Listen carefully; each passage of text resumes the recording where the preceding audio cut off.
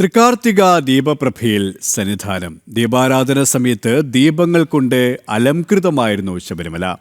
വിവിധ വകുപ്പുകളിലെ ഉദ്യോഗസ്ഥരും ദേവസ്വം ജീവനക്കാരും ചേർന്നാണ് ഭഗവാന്റെ സന്നിധിയിൽ ദീപക്കാഴ്ച ഒരുക്കിയത്. അരുൺ കൊടുങ്ങൂർ തയ്യാറാക്കിയ റിപ്പോർട്ടിലേക്ക്.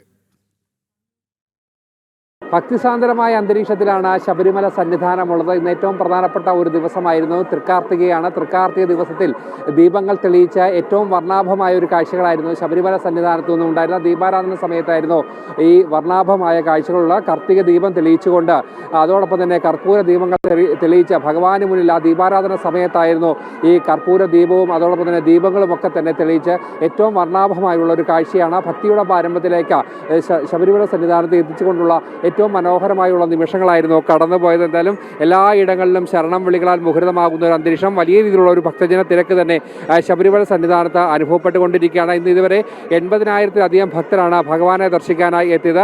ഇന്നലെയും അതിന് സമാനമായ രീതിയിലുള്ള ഒരു തിരക്കായിരുന്നു. വരും ദിവസങ്ങളിലും വരും മണിക്കൂറുകളിലുമൊക്കെ തന്നെ ഈ തിരക്ക് വർദ്ധിക്കാനുള്ള ഒരു സാധ്യത തന്നെയാണ് നിലവിലുള്ളത്. അതിനനുസരിച്ചുള്ള ഒരു ക്രമീകരണങ്ങളുടെ ഒരു പ്രധാനപ്പെട്ട പ്രശ്നം തന്നെയാണ് ഇവിടെ നിൽക്കുകയും ചെയ്തിരിക്കുന്നത്. എന്തായാലും വലിയ രീതിയിലുള്ള ഒരു ഭക്തജന തിരക്ക് ഈ ദൃശ്യങ്ങളിൽ കാണുന്ന പോലെ തന്നെ പുലർച്ചെ 3 മണിക്ക് ആരംഭിച്ച ആ ഒരു ഭക്തജന തിരക്ക് ഇപ്പോഴും തുടർന്നുകൊണ്ടിരിക്കുകയാണ്. എന്തായാലും ഭഗവാനെ ദർശിക്കാൻ കഴിഞ്ഞ ദിവസങ്ങളിലൊക്കെ തന്നെ പോലെ ഇന്നും വലിയ രീതിയിലുള്ള ഒരു ഭക്തജന തിരക്ക് തന്നെ അനുഭവപ്പെട്ടുകൊണ്ടിരിക്കുന്നു. എന്തായാലും ഹരിവരാസനം വരെ ആ ഒരു തിരക്ക് തുടരും. എന്തായാലും നാളെയും ഇത്തരത്തിൽ ഭക്തജന തിരക്ക് ശബരിമല സന്നിധാനത്ത് തുടരാനുള്ള ഒരു സാധ്യത തന്നെയാണ് നിലവിലുള്ളത്.